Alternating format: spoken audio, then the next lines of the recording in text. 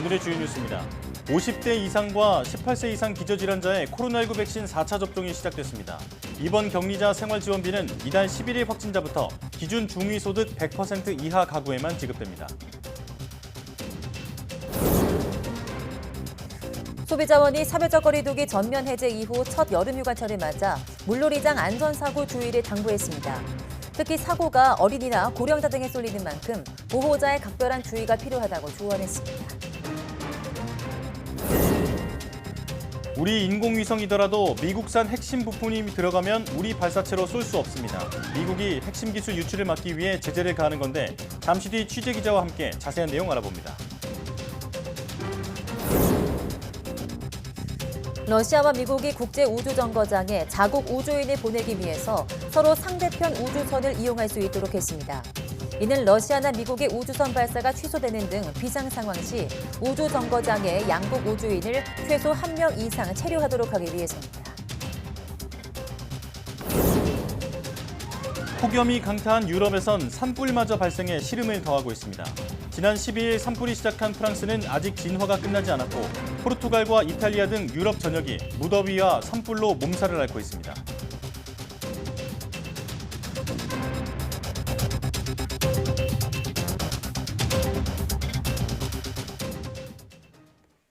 여러분 안녕하십니까? 사이언스 투데이 시작합니다. 코로나19 재유행에 대비하기 위해 50대와 18세 이상 기저질환자의 백신 4차 접종이 시작됐습니다. 3차 접종 뒤 최소 4개월이 지난 시점부터 접종할 수 있고 mRNA 백신 또는 노바백스 백신으로 선택해 맞을 수 있습니다.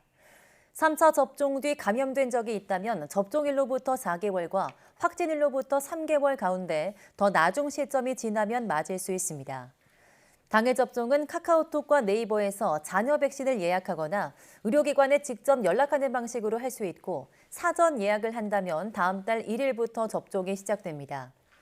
정부는 4차 접종의 중증 예방과 사망 예방 효과가 3차 접종과 비교해 50% 이상 높다며 재유행으로 인한 피해를 줄이기 위해서 접종에 참여해달라고 강조했습니다. 행정안전부는 정부 24에서 지급 기준이 변경된 격리자 생활지원비 온라인 신청을 시작한다고 밝혔습니다. 코로나19 이번 격리자 생활지원비는 이달 11일 확진자부터 기준 중위소득 100% 이하 가구에만 지급합니다. 그전까지는 격리가 시작된 확진자는 유급휴가를 받지 않은 경우 가구 소득과 관계없이 격리자 숫자에 따라 정액을 지원받을 수 있었습니다. 지난 11일 이후 격리가 시작된 확진자는 정부 24에 로그인해 보조금 24 나의 혜택 메뉴에서 맞춤 안내 조회 후 생활지원비를 신청하면 됩니다. 확진자가 아닌 밀접 접촉 격리자, 공동 격리자나 주민등록표상 동거인 확진자는 온라인이 아니라 오프라인에서 신청해야 합니다. 생활지원비 신청은 격리가 종료된 다음 날부터 90일 이내에 온라인 또는 주민센터를 방문해 신청해야 합니다. 격리 가구원 가운데 근로자가 있으면 유급휴가 미제공 확인서가 필요합니다. 코로나19 신규 환자가 일주일마다 2배씩 늘어나는 더블링 현상이 지속되는 가운데 앞으로 3주간 이런 확산세가 지속될 거라는 전문가의 분석이 나왔습니다. 정재훈 가천대 예방의학과 교수는 한 라디오 방송에 출연해 지금은 코로나19 재유행 급증 단계를 지나고 있다며 당분간 확산세는 지속될 것이라고 전망했습니다. 정재훈 교수는 오미크론 대유행 때의 경험을 보면 더블링이 6주간 진행됐고 지금은 3주째라며 앞으로 3주간 더 더블링이 지속되고 위중증 환자와 사망자 수도 지금보다 증가할 수 있다고 경고했습니다. 중환자 사망자 수는 유행의 정점보다 2, 3주 후행하는 지표라며 현재 추이는 상당히 안정적이지만 본격적인 유행이 반영되지 않은 상태라 증가할 가능성은 충분히 있다고 설명했습니다. 정 교수는 현재 유행하고 있는 BA.5의 파급력을 오미크론의 절반 정도 규모라고 예상하고 전체 인구의 25%는 충분히 감염될 가능성이 있다고 덧붙였습니다. 한국소비자원이 사회적 거리두기 전면 해제 이후 첫 여름휴가철을 맞아 물놀이장 안전사고 주의를 당부했습니다. 소비자원인 최근 3년간 소비자 미해 감시 시스템에 접수된 물놀이장 안전사고는 389건으로 미끄러운 바닥이나 계단 넘어짐 사고가 대다수를 차지했다고 밝혔습니다. 연평균 200건이었던 안전사고는 지난해 코로나19 확산세 영향으로 70여 건까지 줄었습니다. 하지만 올해는 이른 무더위와 거리두기 전면 해제로 수영장이나 워터파크 이용객이 크게 늘면서 물놀이 안전사고도 증가할 거로 예상됩니다. 소비자원은 사고가 어린이나 고령자 등 주로 안전 취약계층에서 발생하는 만큼 보호자들의 각별한 주의가 필요하다고 조언했습니다. 최근 여행 수요는 늘었지만 항공 운항 노선이 아직 회복되지 않아서 항공편 취소에 따른 피해가 늘어나고 있습니다. 한국소비자원은 올해 1월부터 5월까지 항공권 관련 피해 구제 신청이 모두 213건 접수됐다고 밝혔습니다. 지난 1월부터 3월 월 30건 안팎이었지만 정부가 코로나19 방역 조치를 완화한 지난 4월 이후 2배 이상 늘었습니다. 특히 항공편이 취소되면 24시간 이내에 대체 항공편이 제공됐던 코로나19 이전과 달리 최근엔 최대 7일까지 늦어지는 경우가 많았습니다. 또 국가마다 방역 정책이 달라서 소비자가 코로나19 관련 서류를 준비하지 못해 탑승을 거부당한 사례도 있었습니다. 소비자원은 피해 예방을 위해서 여행 최소 2주 전 운항 일정과 방문 국가의 코로나19 방역 관련 정책을 미리 확인해야 한다고 당부했습니다. 다음 달 3일 우리나라 최초의 달 궤도선이 미국에서 발사됩니다. 그런데 왜 우리나라가 아닌 미국에서 발사될까요? 네, 우리에게 달까지 보낼 수 있는 발사체가 아직 없기도 하지만 비단 기술 문제가 아니더라도 현재로서는 우리 발사체로 쏠 수 없게 돼 있습니다. 어떤 영문인지 이성규 기자가 취재했습니다. 다음 달 3일 발사 예정인 우리나라 최초의 달 궤도선 다누리.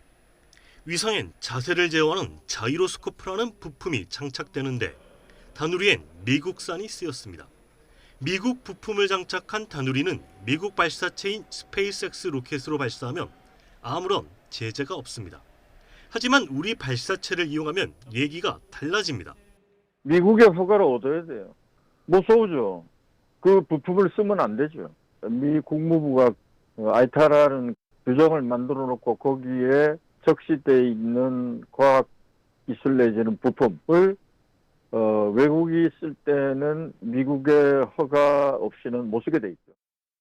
미국산 부품을 사용한 위성이 해외 발사체로 발사될 경우 미국의 적성 국가로 기술이 유출될 가능성이 있다며 원천적으로 차단하는 겁니다. 미국의 우주기술 패권을 유지하기 위한 방편이기도 합니다.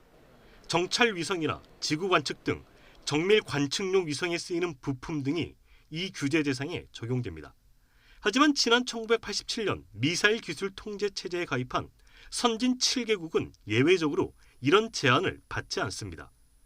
우리나라는 미사일 기술 통제 체제 설립 이후 자국 발사체를 개발해 미국의 통제를 받는 겁니다. 다만 인도의 경우 미국이 중국을 견제하기 위해 지난 2009년 예외적으로 아이타 통제를 풀어줬습니다. 우리나라도 미국의 기술 통제에서 벗어나기 위한 기술적 노력이 조금씩 시도되고 있습니다. 지난달 누리호가 쏘아 올린 성능 검증 위성엔 2개의 자이로스코프가 실렸습니다. 하나는 우리 기술로 만든 것으로 성능 검증용이고 나머지 하나는 미국의 통제 기준인 아이타에 걸리지 않는 부품을 썼습니다. 아이타 프리를 하려고 하면 이제 부품을 만드는 게 이제 첫 번째고요. 두 번째는 그 만든 부품을 우주 환경에서 노출됐을 때 얼마나 제대로 작동하는지를 확인해야 하는 작업이 필요하거든요. 우리나라가 오는 2030년쯤 우리 발사체로 달에 착륙선을 보내기 위해선 미국의 기술 통제를 풀기 위한 외교적인 노력과 함께 핵심 부품의 자립화가 필수라고 전문가들은 지적합니다. YTN 사이언스 이성규입니다. 우크라이나 사태로 인한 심각한 갈등에도 러시아와 미국이 국제우주정거장 ISS로 각국 우주인을 보내기 위해 서로 상대편 우주선을 이용할 수 있도록 하는 협정에 서명했습니다. 러시아 연방우주공사 로스코스모스는 현지 시간 15일 로스코스모스와 미국 항공우주국 나사가 러시아와 미국 우주선에 양국의 합동 승조원을 태울 수 있도록 하는 협정에 서명했다고 밝혔습니다. 로스코스모스는 이 협정은 러시아나 미국의 우주선 발사가 취소되거나 현저히 지연되는 비상 상황이 발생할 경우 우주 정거장에 양국 우주인이 최소 1명 이상 체류하도록 하려는 것이라고 설명했습니다. 그러면서 해당 협정은 러시아와 미국의 이익에 부합하며 ISS 프로그램 협력 발전과 우주 공간의 평화적 연구 개발을 위한 프로젝트 추진에도 기여할 것이라고 강조했습니다. 우리나라가 한국형 위성항법 시스템 KPS 개발에 나섭니다.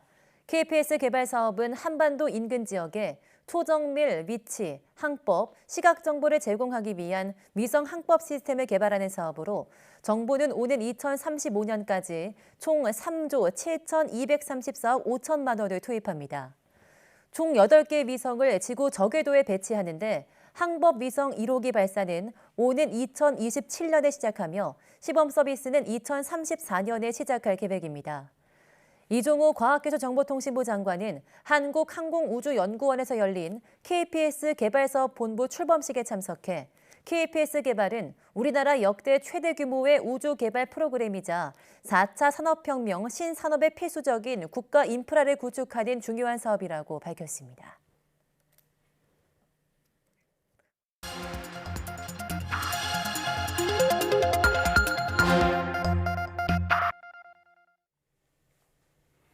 조금 전 뉴스로 보신 것처럼 미국산 위성 부품이 들어간 우리나라 위성을 우리 발사체로 쏘려면 미국의 허가를 받아야 합니다. 네, 오늘 취재 파일에서는 이 문제 좀 더 자세히 알아보도록 하겠습니다. 이성규 기자와 함께합니다. 어서 오세요. 안녕하세요. 네.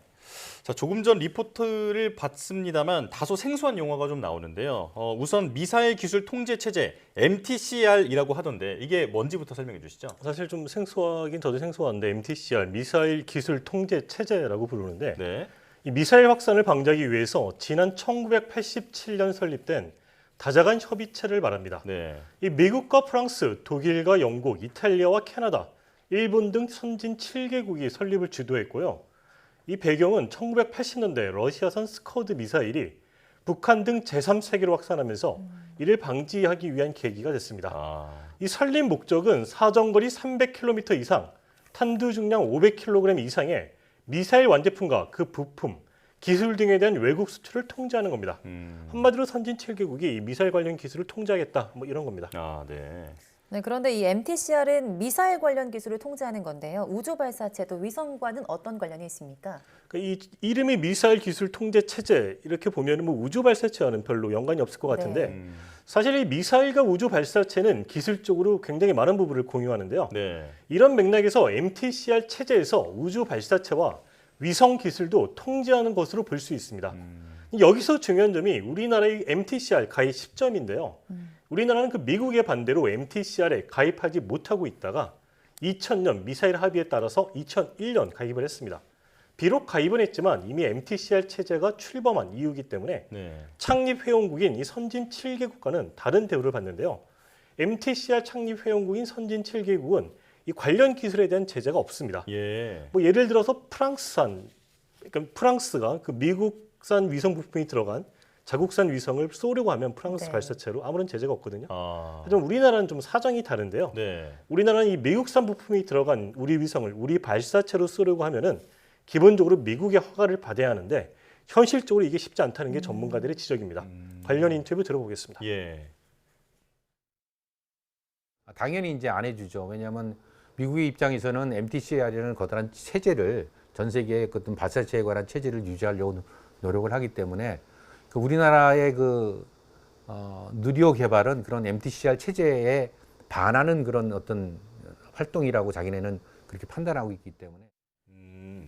그러니까 MTCR 창립 회원국 7개 나라끼리는 서로 제재가 없는데 뒤늦게 가입한 나라는 제재가 있다라는 거잖아요. 그런 왜 얘기인 이렇게 하는 거죠?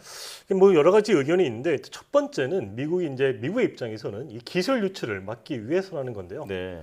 미국산 부품을 사용한 위성이 해외 발사체로 발사될 경우에 미국의 적성 국가, 여기서 말하는 적성 국가는 북한 같은 나라인데 예. 적성 국가로 기술이 유출될 가능성이 있는 것으로 이걸 원천적으로 뭐 차단하겠다 이런 설명이고요. 예. 이에 대한 뭐 비판도 적지 않은데 사실은 이제 미국이 우주 기술 패권을 유지하기 위해서 이 MTC라는 체제를 하나의 도구로 쓴 거 아니냐 이런 비판도 있습니다. 네.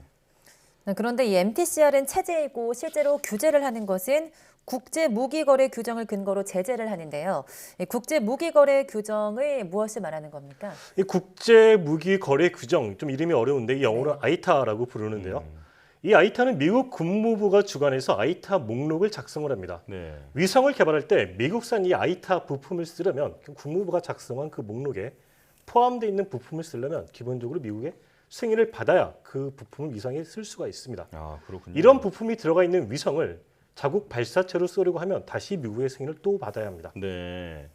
자, 그런데 이 아이타 그 제재를 받는 대표적인 부품이 바로 자이로스코프라고 하던데 네. 이 자이로스코프가 어떤 부품이고 또 그리고 이 자이로스코프라고 해서 다 똑같은 제재를 받는 건 아니라면서요? 이 자이로스코프는 우리 뭐 핸드폰에도 들어가 있는 부품인데 아, 어떤 네. 위성의 자세를 제어하는 핵심 기능을 수행하는 부품인데요. 예. 위성의 자세를 제어하기 때문에 이 자이로스코프는 거의 모든 위성에 다 장착이 됩니다. 네. 이 자이로스코프는 그 성능에 따라서 아이타 제재를 받는 것도 있고 그렇지 않은 것도 있는데요. 아, 네. 고성능의 자이로스코프라면 아이타 제재를 받는 거고요. 여기서 이제 중요한 게 고성능과 저성능을 구별하는 잣대일 네. 텐데요. 네. 뭐 정찰 위성이나 지구 관측용 위성처럼 정밀하게 관측을 요구하는 위성들, 예. 뭐 예를 들면 국가와 뭐 직결되는 그런 위성들에 쓰이는 자이로스코프는 아이타 제재에 포함이 돼 있습니다. 그렇다면 이 아이타 제재를 받지 않기 위해선 기술 독립을 하거나 또 미국과 외교적으로 좀 해결해야 될 것 같은데요. MTCR 출범 이후 좀 예배된 국가가 있을까요? 사실 이 MTCR 체제 이후에 이 선진 7개국 외에는 그런 게 없었는데 네. 인도가 유일하게 이 아이타 제재를 받지 않는 국가가 됐었죠. 예. 인도는 지난 2009년 미국과 기술 보호 협정을 체결해서 이 아이타 문제를 해소했었는데 사실 뭐 인도가 기술이 굉장히 좋아서 그런 게 아니라 미국이 중국을 견제하기 위해서 인도에 대한 아이타를 예외적으로 허용해 준 것으로 알려져 있습니다. 예. 근데 앞서 설명했듯이 인도 이외에 이 아이타 제재에서 자유로운 국가는 단 한 국가도 없다. 뭐 이런 주장입니다. 그렇군요. 자, 이런 상황에서 우리나라도 기술 독립을 위해서 여러 가지 노력을 하고 있다면서요? 네, 그렇습니다. 사실 이 한국형 발사체 누리호가 개발되기 이전에는 이 아이타 이슈가 크게 뭐 문제가 되지 않았었거든요. 네. 왜냐하면 이제 그 전에는 우리 발사체가 없었으니까 우리가 만든 위성은 모두 다 해외 발사체로 쏘았잖아요. 네. 그러니까 뭐 아이타가 크게 문제가 되지 않았었는데 예.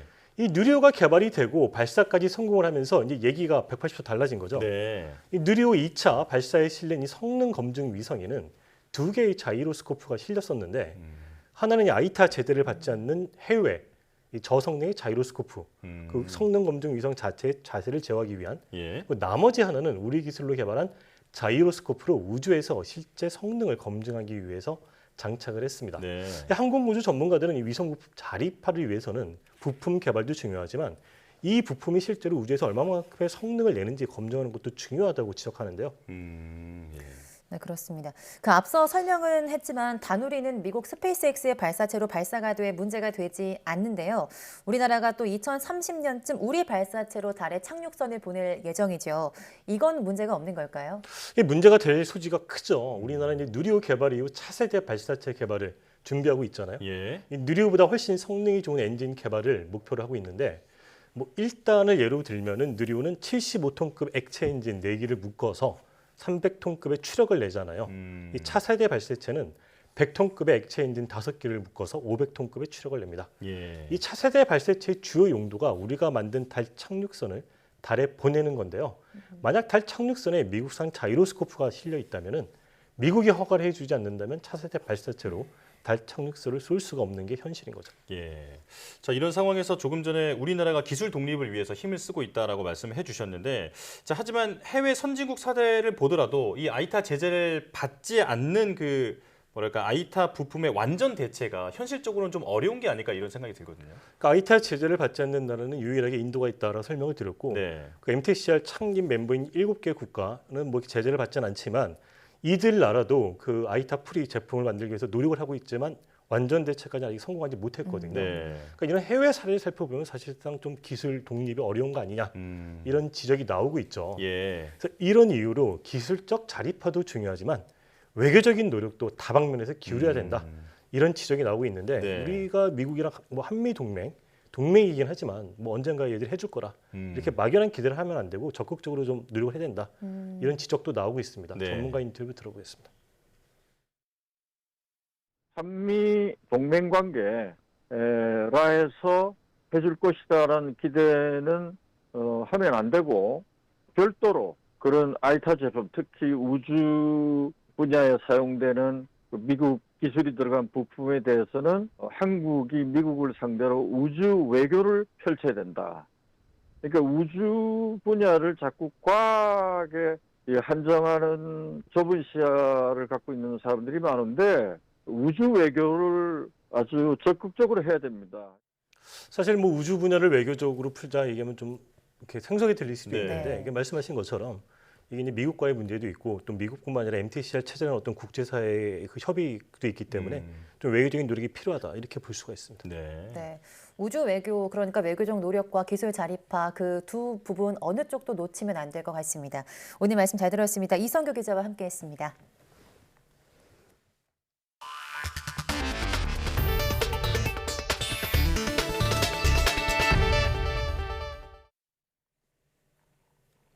네덜란드 하면 바다를 메운 간척지에 드넓게 핀 튤립이 떠오르죠. 네, 우리나라 새만금 감척지에도 넓게 꽃을 심는 경관 화훼 산업 연구가 이어지고 있다고 합니다. 김민성 기자가 보도합니다. 쓰임을 찾은 땅보다 아직 그렇지 못한 땅이 더 많은 전북 새만금 간척지. 이곳에 물감을 뿌린 듯 웬 낯선 꽃밭이 펼쳐져 있습니다. 하천 주변처럼 비어있는 곳에 꽃을 심어 일대를 관광지로 만드는 이른바 경관 화훼 산업을 연구하는 시험장입니다. 가까이서 보니 대부분 백합이라는 이름으로 친숙한 나리인데 굳이 소금기 많은 바닷가 근처를 택한 데는 다 이유가 있다고 합니다. 이 지역은 해풍이 많기 때문에 주야간 온도 편차가 심하지 않아서 식물이, 꽃들이 오랫동안 유지할 수 있는 그런 환경입니다. 대신 흙에 왕교와 볏짚을 섞어 염도를 낮추고 유기물 함량도 높였습니다. 이렇게 간척지에서 꽃을 대규모로 재배하는 건 튤립으로 유명한 네덜란드도 마찬가지라고 합니다. 같은 구군 식물로 튤립의 먼 친척인 나리를 간척지에 심기로 했다는 겁니다. 나리는 품종마다 색과 모양, 개화 기간이 다 다르고 특히 휴가철인 여름에 피기 때문에 경관 화훼 산업에 유리한 꽃입니다. 앞으로 나리를 활용한 경관 화훼가 우리나라 화훼 산업과 새만금 간척지 활용을 활성화하는 데 기여할 수 있기를 기대하고 있습니다. 바다를 메운 간척지와 꽃, 아직은 낯선 둘의 조합이지만 앞으로 어떤 시너지 효과를 낼 수 있을지 주목됩니다. YTN 김민성입니다. 서울식물원은 백합으로 불리는 정원식물인 나리속 신품종 후복은 48개 채를 선발했다고 밝혔습니다. 식물원은 나리속 품종 개발을 위해 국내 자생종을 인공교배해 500여 개체를 확보했고 이 중 특색 있는 48개 채를 신품종 개발 후보군으로 선정했습니다. 이어 향후 5년간 증식 연구 과정을 거쳐 최종 후보로 선정한 뒤 국립종자원에 신품종으로 등록할 예정입니다. 국가지질공원인 서해 대청도 미아 해변이 인근 군부대 훈련장에서 나온 오물로 오염됐다는 주장이 제기됐습니다. 인천녹색연합은 보도자료를 내고 근처 군부대의 재래식 화장실에서 나온 오물이 미아 해변에 유입되고 있다며 인천시와 옹진군, 국방부에 조사와 대책 마련을 촉구했습니다. 또 군 관련 시설 때문에 오염이 발생한 거라면 국방부가 관련 규정에 따라 제대로 된 하수 처리 시설을 설치해야 한다고 강조했습니다. 대청도는 지질학적 중요성과 우수한 경관을 인정받아 지난 2019년 국가지질공원으로 지정됐는데 최근 대청도 미아 해변 일부 구간이 검게 변하고 악취가 나는 등 오염된 것으로 파악됐습니다. 요즘 영화관으로 돌아온 관객들이 의자가 움직이고 비와 바람으로 오감을 자극하는 특별관에 몰리고 있습니다. 아예 특별관만 골라 다녀서 도장 깨기라는 말이 나올 정도라고 합니다. 보도에 최하영 기자입니다. 지난달 개봉한 영화 탑건 매버릭이 마하 10의 속도로 흥행 뒷심을 발휘하고 있습니다. 마블 히어로 토르에게 내줬던 박스오피스 1위 자리를 탈환한 데 이어 빼앗겼던 특별관도 다시 차지했습니다. 역주행을 이끈 건 같은 영화를 여러 번 보는 N차 관람, 특히 특별관을 골라다니는 도장 깨기입니다. 지금 5번째 봤습니다. 탑건이 전투기 영화다 보니까 특수 효과들이 더 극대화되는 것 같아서 특수관에서 보는 게 제 맛인 것 같아요. 실제 탑건 매버릭의 경우 특별관 관람이 일반관 관람보다 2배에서 3배 더 많았습니다. 제가 영화관에 나와서 직접 예매를 해보려고 했는데요. 이렇게 보시는 것처럼 4DX 특별관을 중심으로 매진 행렬이 이어지고 있습니다. 체험하는 영화가 주목받는 건 오랜만에 극장으로 돌아온 관객들이 안방에선 느낄 수 없는 몰입감과 만족감을 원하기 때문입니다. 제가 팝콘을 먹으려고 들어왔는데 자꾸 흔들려서 못 먹을 정도로 흔들리거든요. 그래서 실제로 비행기 타는 것처럼 이렇게 느꼈어요. 비행기 값이 22,000원이면 엄청 싸다라는 말이 있을 정도로 네. 또 OTT로 영화를 보는 게 익숙해지면서 극장에선 표값이 아깝지 않을 만한 큰 영화에 몰리는 겁니다. 이에 올여름 대작 영화인 외계인과 한산, 비상선언은 일찌감치 특별관 자리를 예약했습니다. 하지만 특별관 쏠림이 반갑지 않은 영화들도 있습니다. 동물영화, 예술영화가 극장에서 거의 자리를 잡지 못할 게 이제 우려가 되는 거죠. 오히려 그런 영화들은 그냥 TV로 보고 대작 영화만 이제 극장에서 보러 간다. 재밌으면 본다는 게 극장과 불문율이지만 자칫 장르별로 극장용과 OTT용으로 나뉘지 않을까 하는 양극화 걱정이 뒤따르고 있습니다. YTN 최아영입니다. 우리 공군의 특수비행팀 블랙 이글스가 영국에서 열린 세계 최대 규모의 군사 에어쇼에서 최우수상과 인기상을 거머쥐었습니다. 네, 한여름 더위도 날려버릴 만큼 시원한 블랙 이글스의 비행을 신준명 기자가 전해드립니다.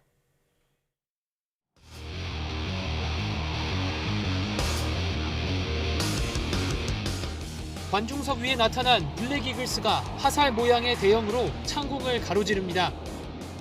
폭포수처럼 쏟아지는 아찔한 비행을 펼치더니 거대한 동그라미 안에 붉은 제트구름을 펼쳐 태극 문양을 그려냅니다. 빨간 하트를 화살이 뚫고 지나가는 재치 있는 큐피드 기동도 선보이며 관객들의 마음을 훔칩니다. Formation they break where they do the rolls as well. I can't remember what that's called, but that's a really unique one. I've not seen someone do that before.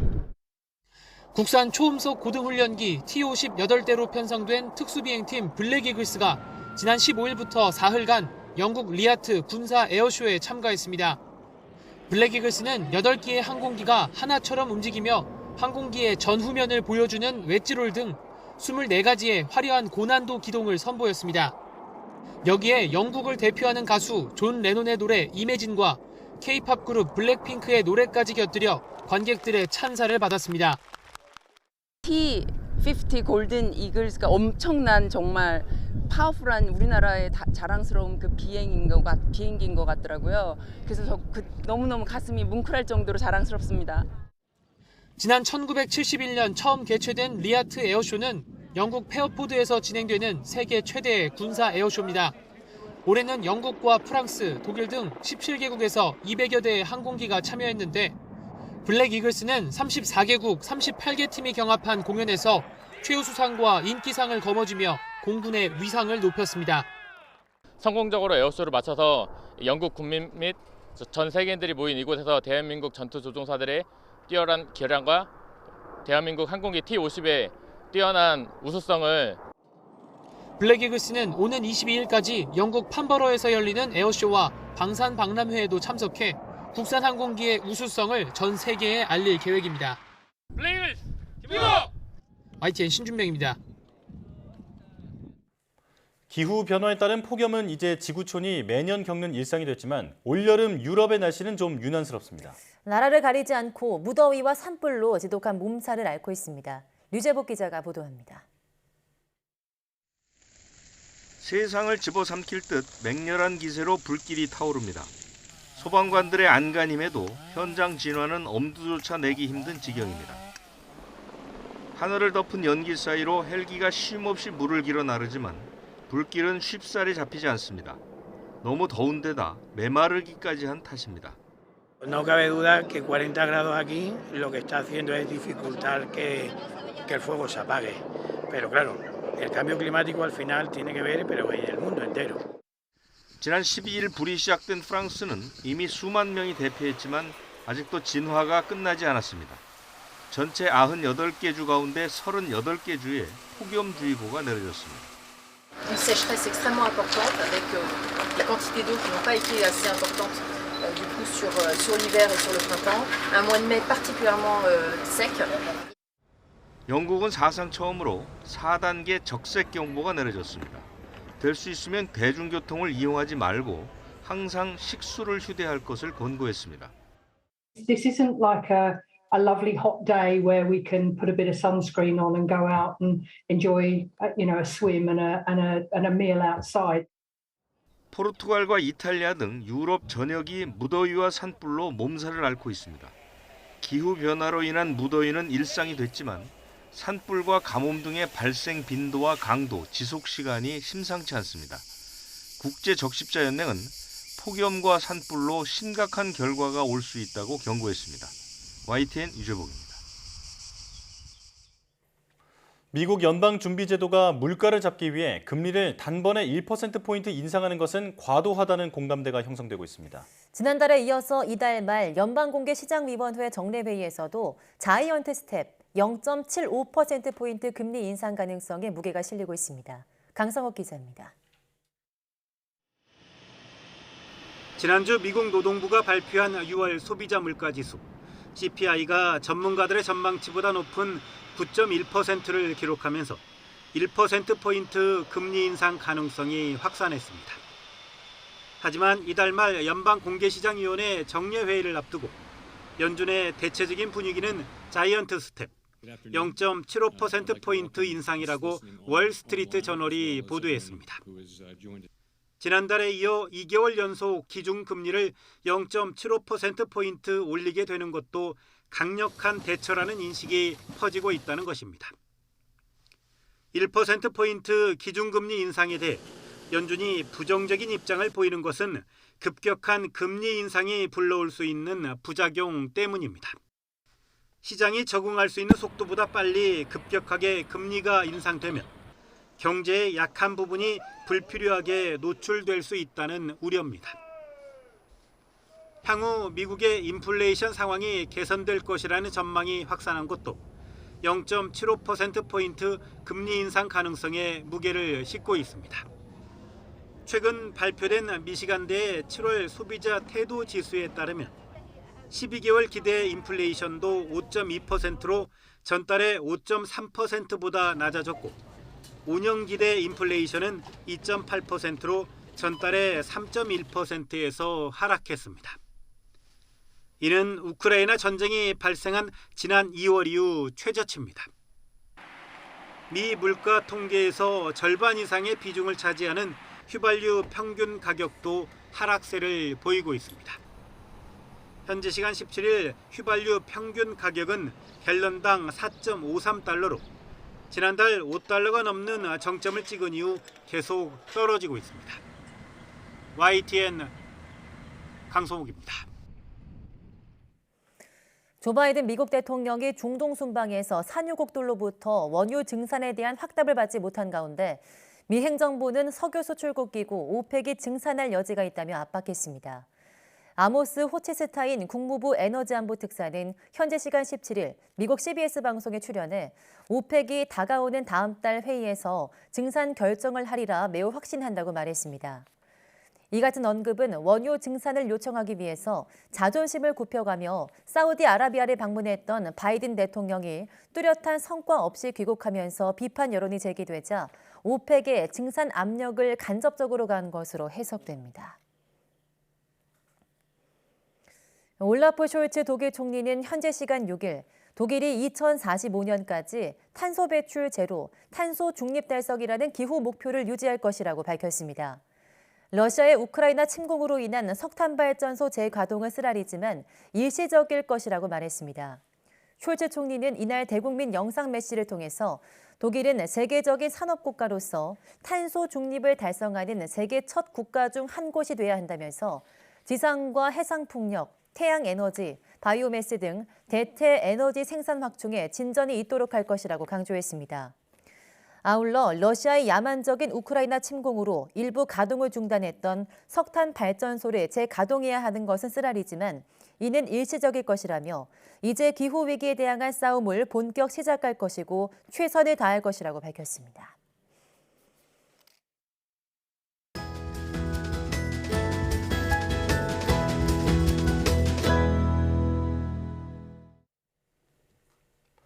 위암은 우리나라에서 가장 흔하게 발생하는 암 중에 하나인데요. 조기에 발견한 경우 생존율이 90%에 달할 만큼 완치율이 높지만 초기에는 증상이 거의 없어서 조기 진단이 아주 중요하다고 합니다.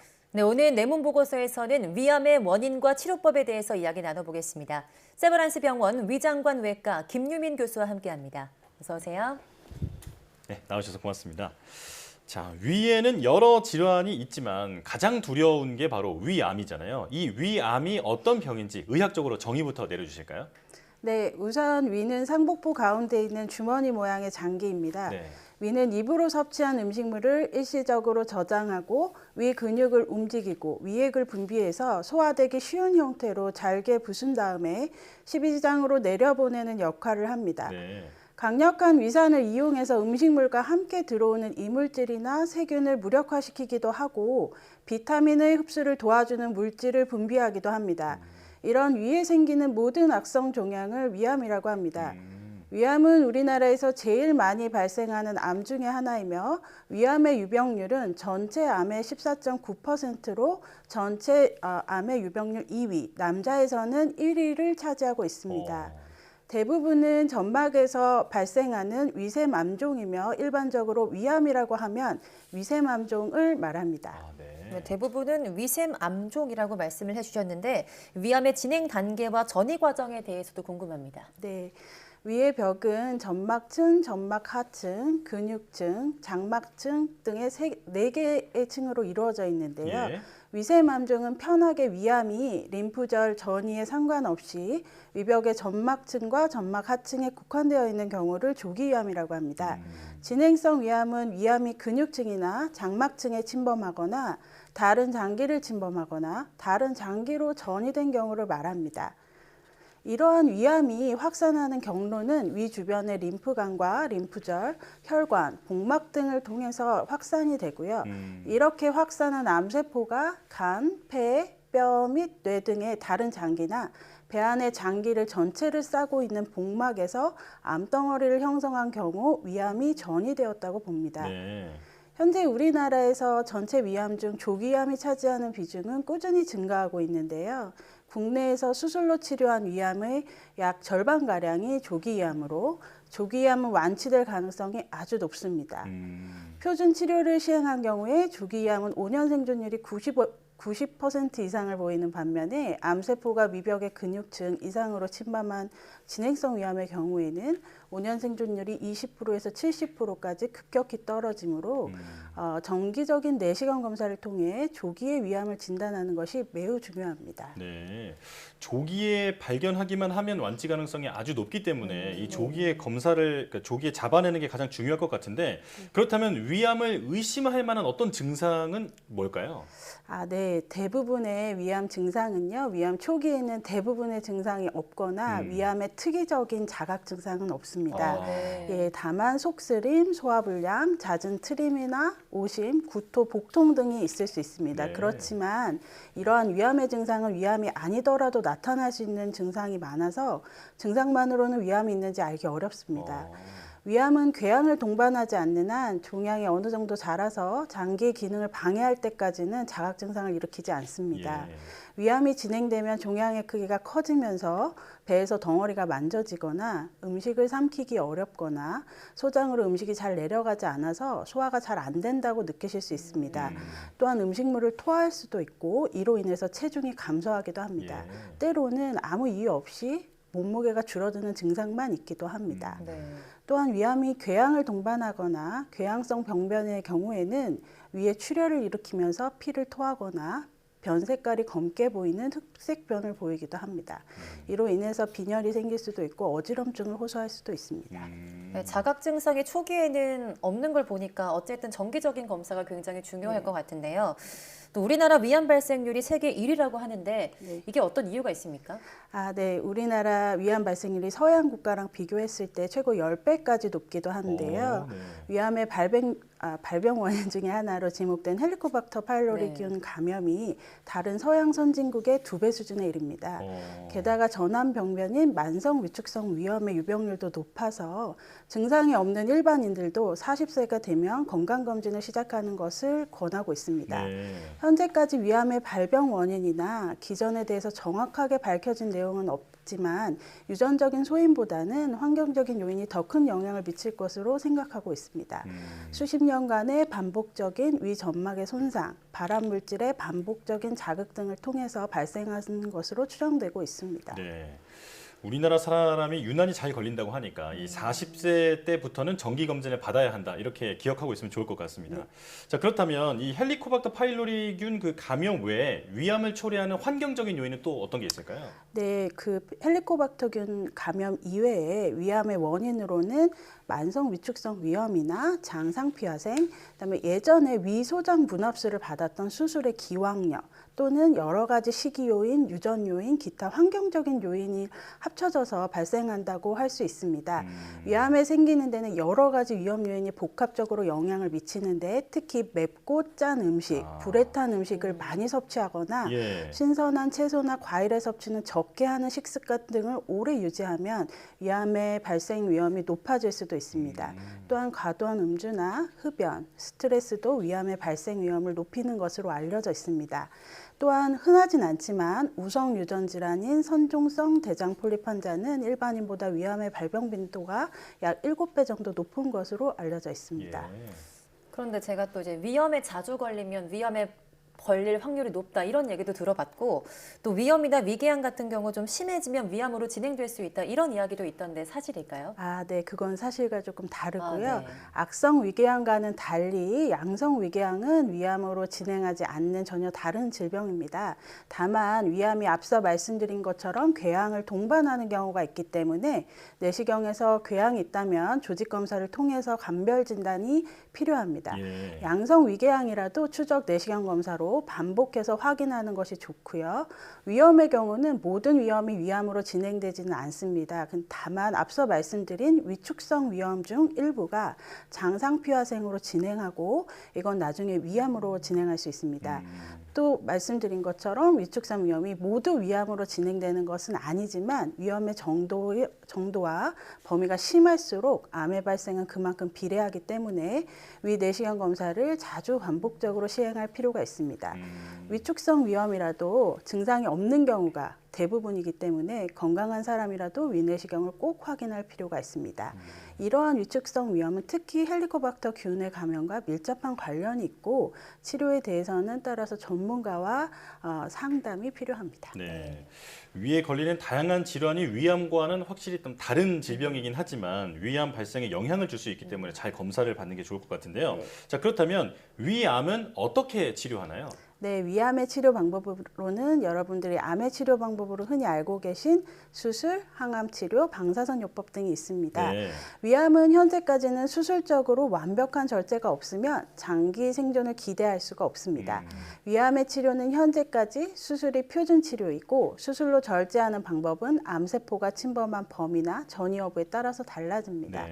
내시경 및 전산화 단층 촬영, 흔히 CT라고 하는 검사 결과 암의 진행 정도가 초기인 경우에는 내시경적 점막하 절제술, 복강경 수술, 로봇 수술 등을 시행해 볼 수 있고 국소적으로 많이 진행된 경우에는 개복 수술을 시행하고 있습니다. 크기가 아주 작고 점막에만 국한되어 있고 림프절 전이도 의심되지 않는다면 최근에는 내시경으로 암세포가 있는 위 점막만 도려내는 내시경 점막하 절제술로 제거할 수도 있습니다. 그렇지만 이보다 암의 진행의 정도가 조금 더 심하면서 그렇지만 다른 장기로의 전이는 없는 경우 수술로 종양이 있는 위의 3분의 2나 전체를 절제하고 암이 전이될 가능성이 있는 주변의 림프절도 제거한 다음에 남은 소화기관을 다시 연결해주는 수술을 하고 있습니다. 이전에는 명치에서 배꼽까지 복부를 절개해서 개복 수술을 했지만 요즘에는 배에서 5mm에서 2.5cm 정도의 구멍을 1개에서 5개 정도 뚫고 위와 위 주변에 림프절 절제술과 소화관을 다시 연결하는 수술을 하는 복강경 수술이나 로봇 수술을 많이 진행하고 있습니다. 그렇지만 수술로 절제가 불가능하거나 원격 전이가 있는 경우에는 항암 치료가 권고되고 있는데요. 수술로 위암을 제거한 후에 재발을 예방하기 위해 보조적으로 사용하기도 하고 항암제로 암의 크기를 작게 만든 후에 수술을 하려는 경우에도 항암요법을 쓰는 경우도 있습니다. 또한 이제 방사선 요법의 경우에는 서양과 달리 우리나라에서는 수술 전후 보조적 방사선 치료는 아직까지 수술 후 위암의 재발을 줄인다는 연구 결과가 없어서 일반적으로 사용하고 있지는 않습니다. 현재 우리나라에서 위암의 치료에 있어서 방사선 치료는 수술이 불가능한 위암 환자나 수술을 했지만 재발한 위암 환자에서 통증의 억제, 출혈에 대한 지혈, 재발한 암으로 인한 좁아진 소화관 부위를 넓히는 목적 등으로 사용할 수 있습니다. 네. 자, 한국인이 많이 걸리기도 하고 또 초기에는 증상이 없어서 잡아내기도 쉽지 않은 이 위암. 그렇다면 이제 마지막 질문이 될 것으로 보이는데요. 가장 중요한 위암을 예방하기 위해서는 우리가 생활에서 어떤 걸 좀 지켜야 할까요? 예, 가장 중요한 것이 식습관이라고 할 수 있는데요. 네. 위암의 예방을 위해서는 가공식품, 소금에 절인 음식, 훈제식품, 불에 태운 고기를 될 수 있는 대로 피하면 좋습니다. 네. 반면에 비타민은 위암 발병을 막는 강력한 방어 효과가 있다고 알려져 있기 때문에 이들 영양소가 포함된 채소와 과일을 충분하게 섭취하는 것은 매우 좋습니다. 네. 또한 금연을 실천하고 가족력이 있거나 40세 이상이면서 흡연 등 등을 하고 있는 환자분들의 경우는 정기적인 검진을 받는 것이 필요하고 우리나라는 무증상 정상인을 대상으로 40세 이상부터는 적어도 2년에 한 번 위내시경을 시행하도록 권하고 있습니다. 또한 가족 중에 위암에 걸린 사람이 있거나 만성 위축성 위염이나 장상피하생 같은 거를 이전에 진단받았다면 위암 발생의 고위험군이 되기 때문에 의사와 상의해서 매년 내시경 검사를 받는 것을 권고하고 있습니다. 네. 위암 예방을 위해서는 좋은 음식을 또 제대로 잘 먹는 게 굉장히 중요하고 또 조기 발견을 위해서는 40세부터 적어도 2년 이상 위내시경을 해달라고 말씀을 해주셨습니다. 오늘 말씀 여기까지 듣겠습니다. 세브란스 병원 김유민 교수와 함께했습니다. 고맙습니다.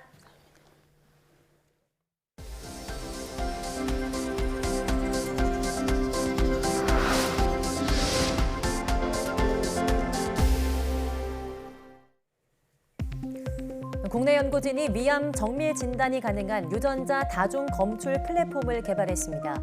한국생명공학연구원 이문경 한태수 박사팀은 혈액 내 위암의 유전자 마커를 고감도로 검출할 수 있는 진단 플랫폼을 개발했다고 밝혔습니다. 이번에 개발한 기술은 단백질이나 유전자 등을 확인할 때 활용하는 자가 신호 증폭 프로브를 활용해서 위암 형성에 관여하는 유전자와 대표적인 종양 유전자를 동시에 진단할 수 있어 정확도를 높였습니다. 국내 연구진이 자연 태양광에 포함된 자외선은 차단하고 가시광선의 흡수는 늘리는 다기능성 반사 방지 필름을 개발했습니다. 울산과학기술원 최경진 교수팀은 실리콘 태양전지 위에 페로브스카이트 태양전지를 올려놓는 방식인 텐덤 태양전지의 수명과 효율을 동시에 높일 수 있는 다기능성 필름을 개발했다고 밝혔습니다. 이번에 개발한 필름은 텐덤 전지 맨 위에 올렸을 수 있는 형태로 유해 자외선을 차단해 전지 수명이 늘고 유효 파장 제역인 가시광선의 흡수는 늘어 전기 효율이 올라가는 방식입니다. 연구팀은 개발한 필름을 텐덤 전지에 적용한 결과 120시간이 지나도 초기 효율의 91% 이상을 유지했으며 초기 효율 자체도 기존 대비 약 4.5% 높아졌다고 설명했습니다. 국내 연구진이 적은 전력으로도 빠르게 돌아가는 반도체 회로 기술을 개발했습니다. 포스텍 이병훈, 강석형 교수팀은 특정 전압에서만 전도성을 띠는 반양극성 스위칭 소자를 개발해 적은 전력으로도 우수한 성능을 보이는 삼질 로직 회로를 구현하는 데 성공했다고 밝혔습니다. 연구팀은 반양극성 스위칭 소자를 이용해서 삼진 회로의 누설 전류가 거의 발생하지 않았으며 기존 삼진 회로에서 필요했던 전력량의 7분의 1인 0.15 마이크로와트로도 탁월한 성능을 보이는 것을 확인했습니다. 국제물리올림피아드에서 우리나라가 종합 2위의 성적을 거뒀습니다. 과학기술정보통신부는 지난 10일부터 17일까지 8일 동안 비대면으로 열린 제52회 국제물리올림피아드에서 한국 대표단이 금메달 4개, 은메달 1개를 받아 76개 참가국 가운데 2위를 차지했다고 밝혔습니다. 1위는 금메달 5개를 받은 중국이며 우리나라는 루마니아와 함께 공동 2위를 차지했습니다. 우리나라는 국제물리올림피아드에 1992년부터 매년 참가하고 있으며 총 9번 종합 1위를 기록했습니다.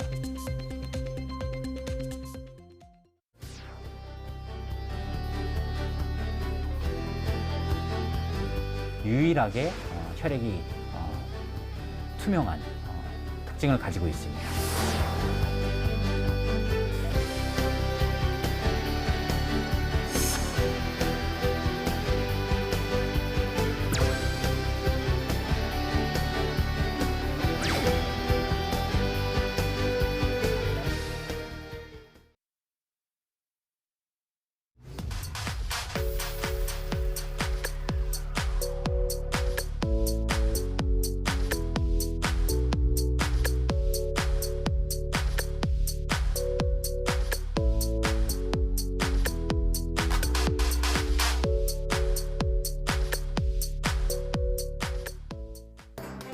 생물이 살 수 있을까 싶은 낮은 온도의 극지 해양에도 환경에 적응하며 살아가는 어류들이 있습니다. 그리고 그 독특한 유전자는 인류의 건강을 위한 의학 연구에 중요한 열쇠로 작용하고 있는데요. 네, YTN 사이언스 휴먼 다큐 브라보 K 사이언티스트 이번 시간에는 극지 생물을 연구하는 과학자 김진형 해양생물학자를 만나보겠습니다. 많은 시청 바랍니다. 사이언스 투데이 마칩니다. 함께 해주신 여러분 고맙습니다.